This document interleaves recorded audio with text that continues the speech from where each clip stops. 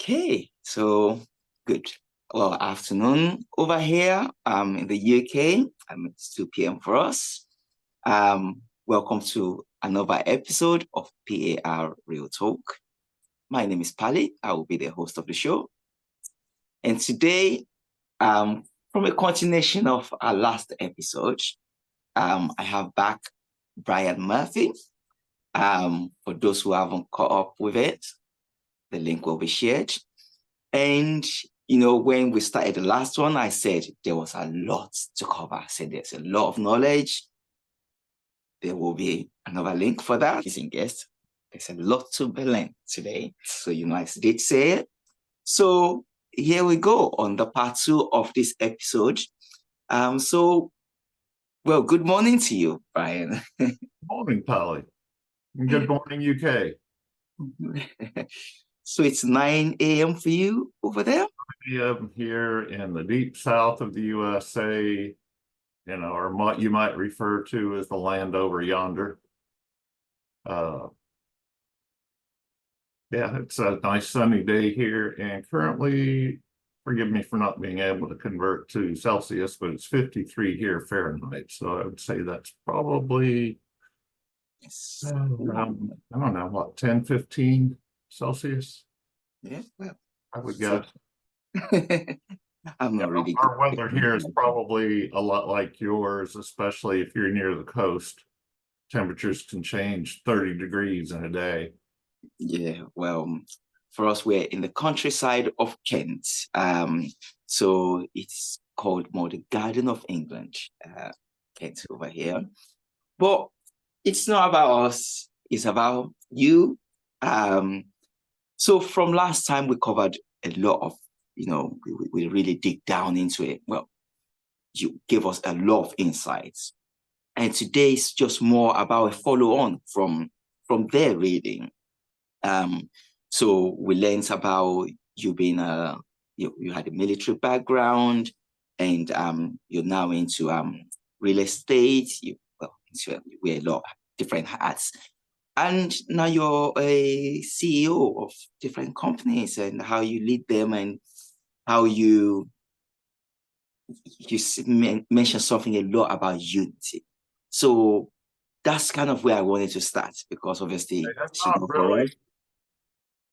I have a lot of different titles, and if you would like to know how to have a royal or noble title, I can show you how to do that. It can be legally done today, just as it's always been done, but maybe in a little different way.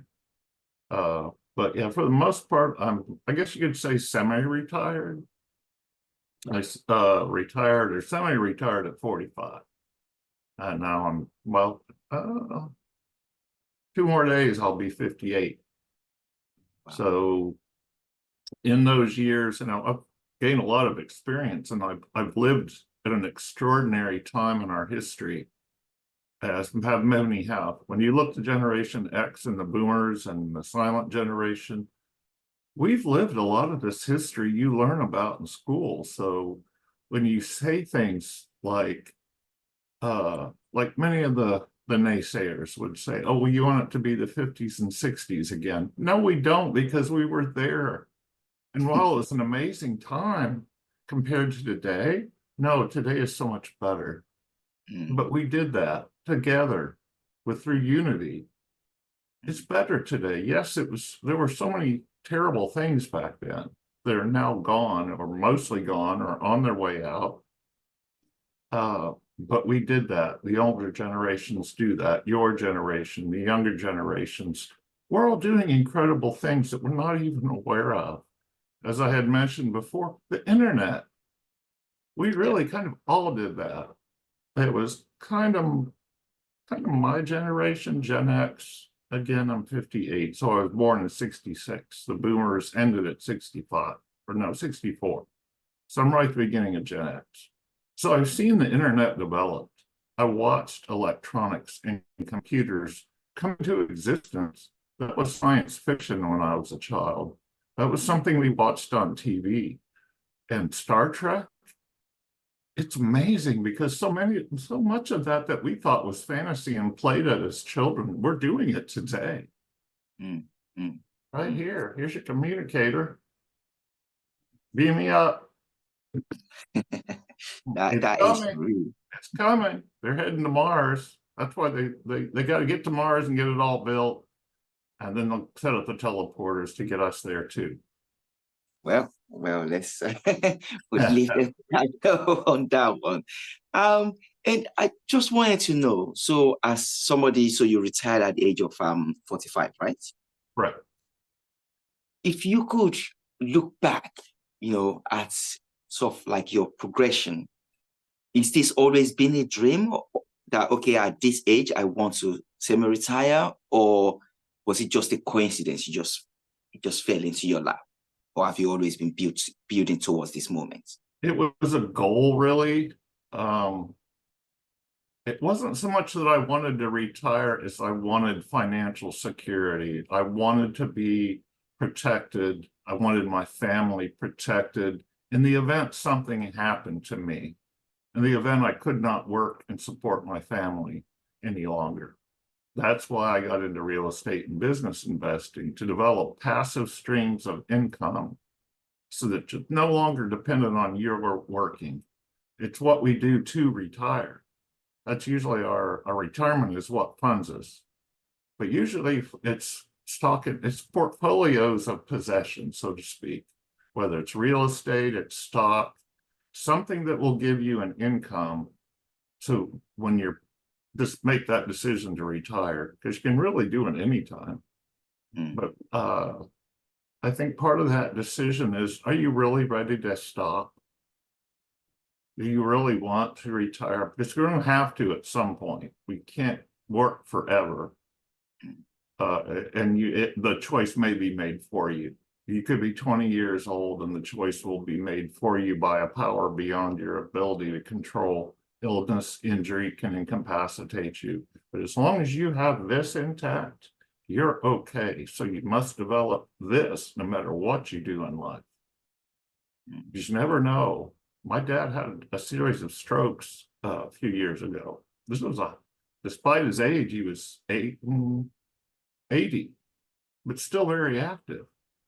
But the strokes took him down, but it didn't take him out. He's still capable to an extent. As long as you can communicate with others, you can communicate your desires. So really, retirement is developing passive income streams. And as I said before, you don't need millions put away. You just need the means to bring the money in, just enough, or maybe more, and keep the bills paid every month. Once there's enough to pay the bills every month comfortably, and for me right now, it's about $3,000. It was two recently. And you're okay. If it's passive income, well, the bills are always going to be paid no matter what happens.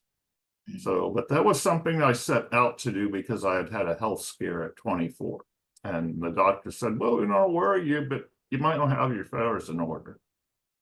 Yeah, that doesn't worry me. Oh, I might die, but again, I might not. Mm. So I went through a period of growth, really. Of course, my key fear was, well, I might die. That was a concern. What happens if I die? And I was only 24, so at that point in my life, I didn't really have a whole lot. And I was still in the military. Mm. So that's kind of what set me on that path. And part of it just kind of fell in my lap. The real estate investing I went into deliberately, but how it played out was a lot of luck. It was skill. Really, luck is when skill and opportunity come together. I had developed the skills by spending a lot of time learning real estate investing, learning business investing. And then when I did it, I happened to get lucky. One, I bought my first house for $100 down. Can you believe that? Wow. This was a 4-bedroom, 3 full bath home, almost 2,200 square feet, which would be converted to meters, probably were somewhere around 5 or 6, or no, I think around 500 square meters. Good size house, corner lot. I bought it for $100 down.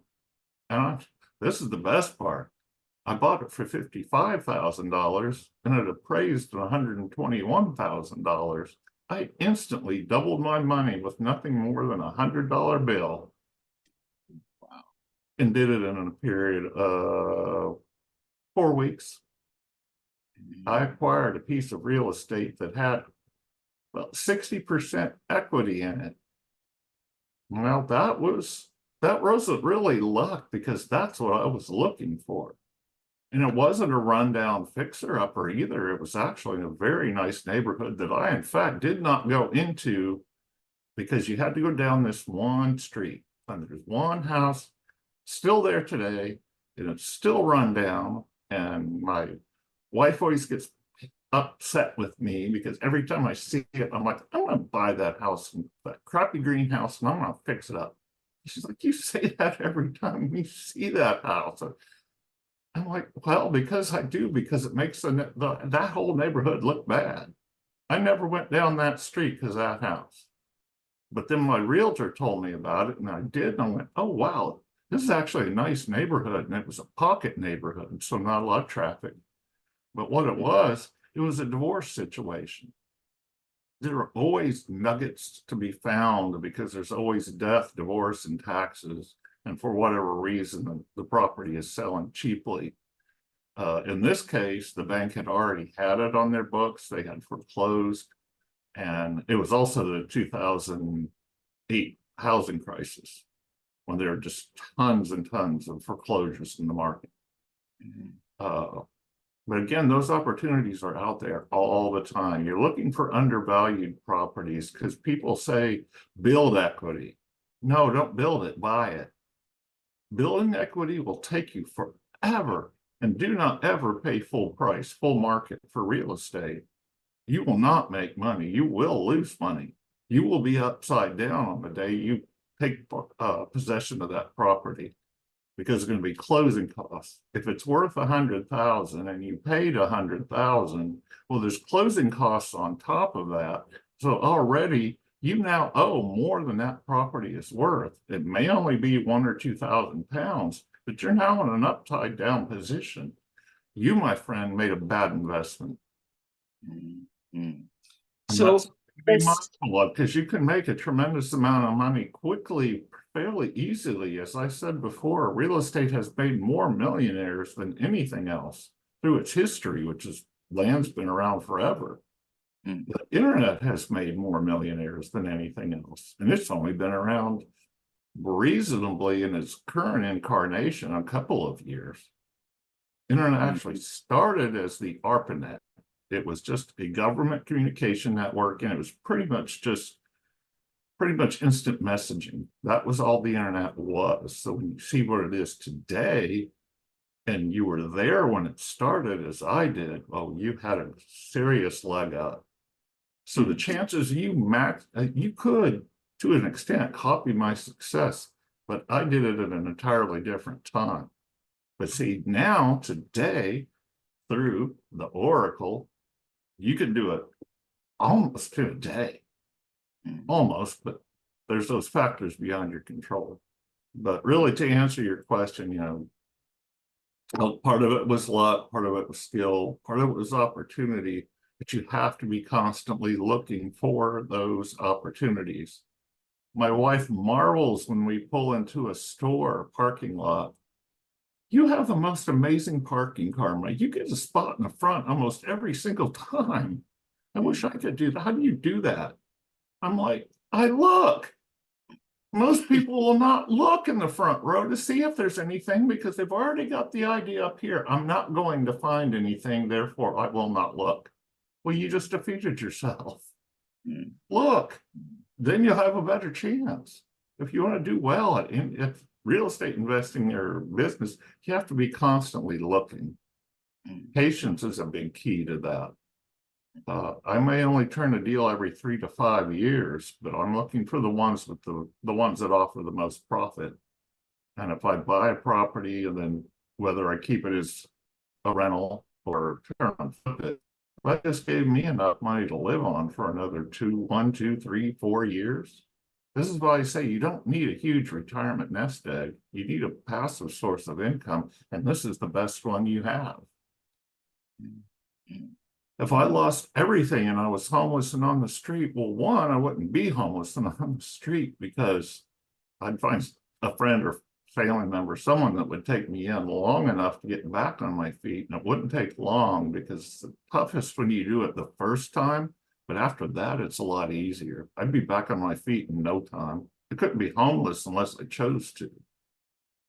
And there was So my life when I was homeless and I chose to be, but it was more occupation oriented. I was working in transportation and it required me to be on the road a lot. So I think you're kind of just now touching on my next bit, really, about, from how you started to now being CEO. Like, what are the challenges? Obviously, we all face challenges. Has there been any deep down moments? Maybe I suppose that's what you're just about to allude to. Deep down moments that you feel, yeah, okay, I failed in this. Maybe you can give us a little story behind it, and how did you get yourself out of it? Obviously, you're out of it because you are the CEO, Brian Murphy. Right. I still hold the titles. I'm involved in the companies, of course, but at this point, my companies are all structured virtually. What you see is the home office, the headquarters, and its home base. Companies don't have to be in a big office building to be multi-million or multi-billion-dollar companies. It's not so much what a company possesses, but to an extent what they control.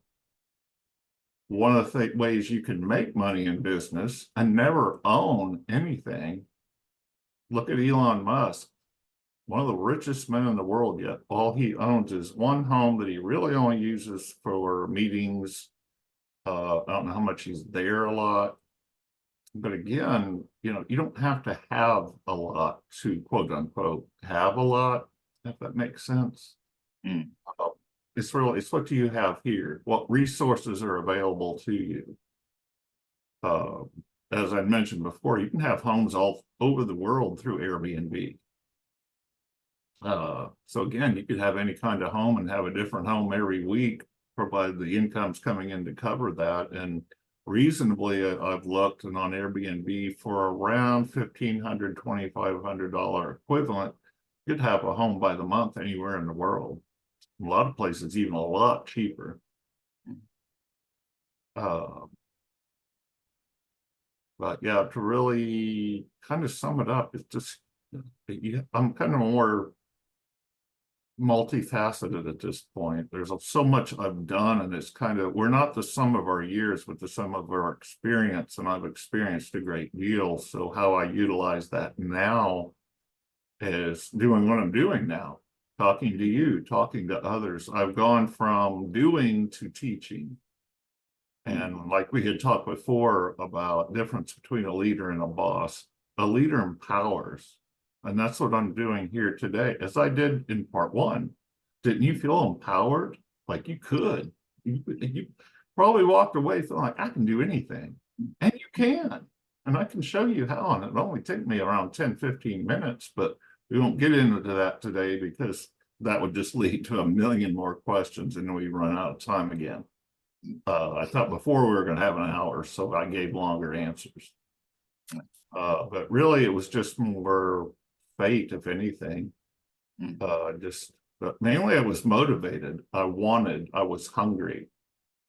And as I said before, I love learning. And so the bulk of my time is spent learning. Before I could go into real estate and business investing, I had to learn it. But the fundamentals are quick and easy to learn. From there, it's experience. But again, you will gain more and more experience simply by reading more and more. Look at the real estate moguls. Everybody's got a book out.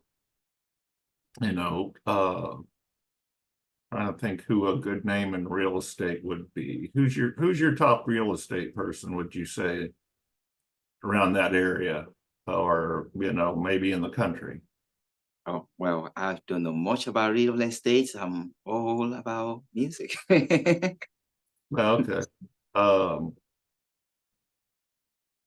well, whoever did it, just kind of, they probably have books out on it, whether they've achieved in business and music and anything. Find out how they did it. The ones that succeed in music, they either understand the business end of music or they have people on their teams who do.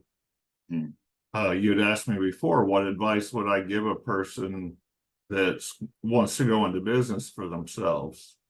Well, first, understand the business you want to go into. Understand the business end of what you want to go into, because a lot of people will go into a field they're familiar with. Like maybe they are engineers, so they'll open an engineering firm. Well, do you know how an engineering firm is run and administered? Because you may know engineering, but do you know business? Business administration is a degree field in and of itself. So really, you need to understand the business end, though you don't need a degree, but you mainly need to understand finance and taxes and legal. For that, you'll have an accountant for the taxes, a lawyer for the legal, uh, and a lender or banker for the finance part. mm, That's going to be a part of your team. If you want to go into business for yourself or investing or anything, you must have a team of qualified professionals behind you who can back you up no matter what your level of experience. So first advice I would give somebody wanting to go into business is put your team together first. Find people who are better at it than you are. This is why a lot of times in my businesses, I outsource much of it to others. I'm not wearing a lot of the hats because much of what my company is done through a network of other companies. If you want control or a measure of control of a company, you do not need to own it. You need to control it. As an investor, if you want the high levels of control of an actual company, you need 31% of their stock. Okay, but to have some measure of control, you need to be their customer. It is ultimately the consumer who drives business and industry, because business and industry are responding to consumer markets. And don't think corporate types are greedy for some reason, because we're paying attention to what you're telling us and giving you what you say you want based on what you buy. That's why we're constantly watching market trends. My big thing, I'm not really so much in my companies running them as I am paying attention. The difference between a leader and a boss is I'm consciously aware of what's happening inside the company and outside the company. mm, As a CEO, I don't manage, I lead. The managers and the supervisors are the ones that take care of management, supervision, day-to-day operations. The COO is the one responsible for the operation of the company. Micromanagement, to touch on that, if you're having to micromanage, something's wrong. Something's wrong in your supply chain. The only time you should really have to, there's only two times to micromanage: new hires, to make sure they understand before they're let go, and when there's a crisis. Those should be the only times you should reasonably need to micromanage. If you have otherwise assembled a team of competent, capable professionals, you don't need to do that. They know their jobs, they know what they're doing, let them do it.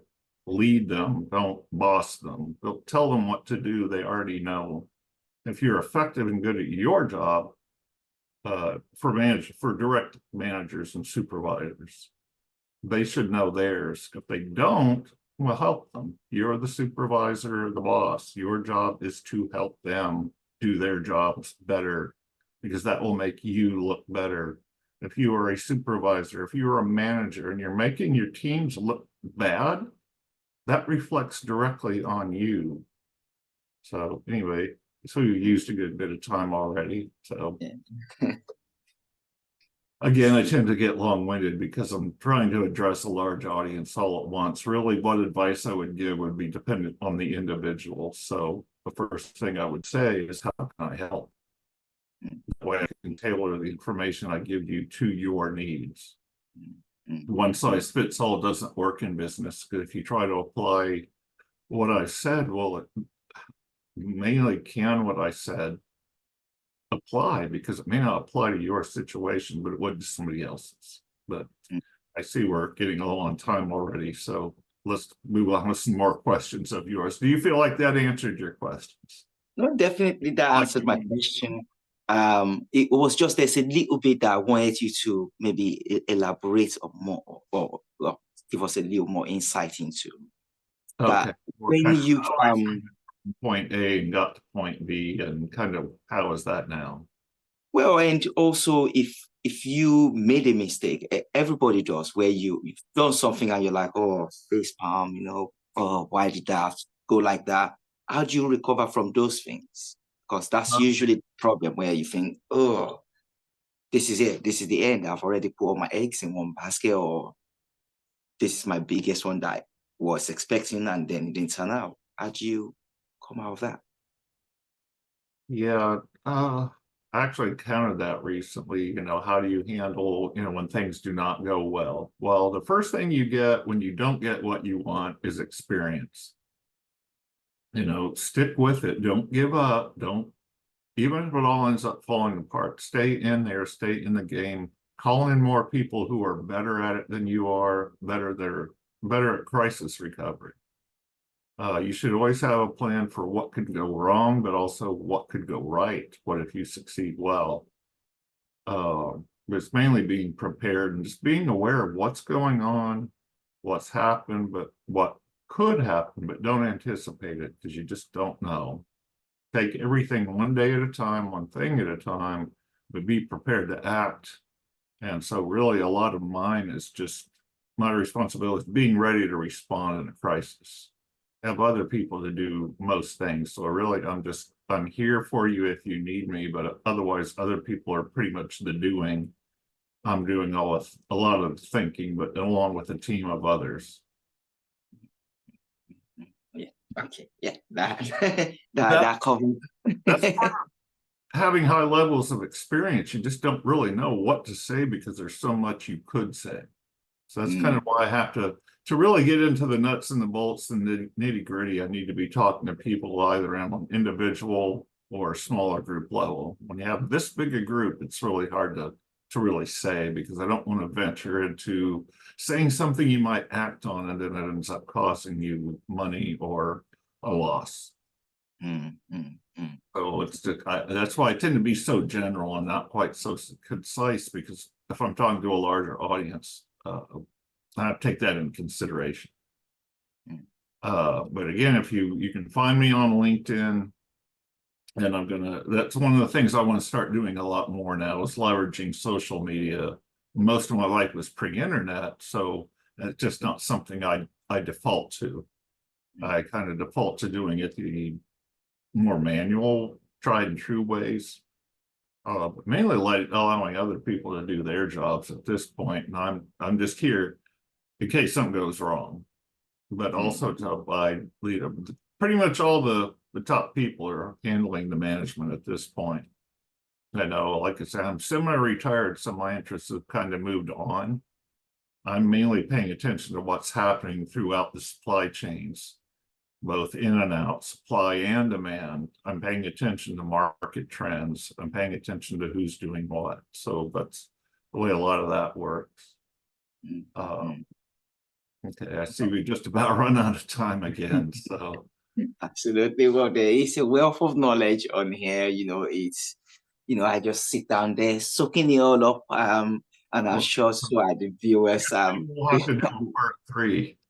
So I think we might have to do more than a part 3. We might have to reconsider this. Maybe a kind of a periodic show kind of thing. Before we run out. Stuff on my LinkedIn page, so you can come there too, and I can kind of elaborate more from what we've done here. I can take it more from there. So if you want to know more, you can find me on LinkedIn. And of course, if you feel like you've gained a lot of information today, give you a like and a follow, and then come give me a look and maybe a follow. Yeah, that would be great. And if you could just give us the social handles. I know you're not quite on Instagram, but you're on TikTok as TikTok. You're on LinkedIn, and it's Brian Christopher Murphy, right? Right. Brian Christopher Murphy. You can find me on Facebook and LinkedIn. LinkedIn is best because I really only have a more personal page on Facebook. I'm not really on any of the others because, as I say, this is something I'm only starting to embrace because I want to I'm at a point I want to start teaching others to do what I've done, which is mainly chase your dreams. Whatever they may be, whether it's business, real estate, anything.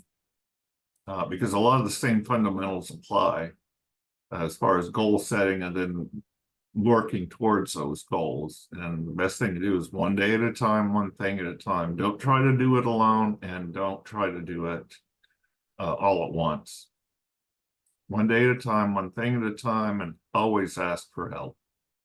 That is perfect. And like you said in your last one, you said it's not just about the destination, it's more through about the journey. That's where success actually really lies. It's been a wealth of knowledge. I'm fully inspired, and I can't wait to get on my next chapter. So, Brian, thank you so much for coming on the show twice to give us so much, yeah, incredible knowledge. So hopefully we definitely will catch up again soon. Okay. And don't you always come away feeling better in general and about yourself? You feel more I can. Just each time, each episode, you start feeling more like I can do this, and you can do this, but you just got to learn. But really, most will come from experience, and you can actually gain a lot of that just from reading books of other people's experience, and then just apply it to yourself. That's really great. So yeah, thank you so much. Until we meet again, it's been such a pleasure. Take care. Thank you. Bye, y'all. Bye. Power Ace Radio.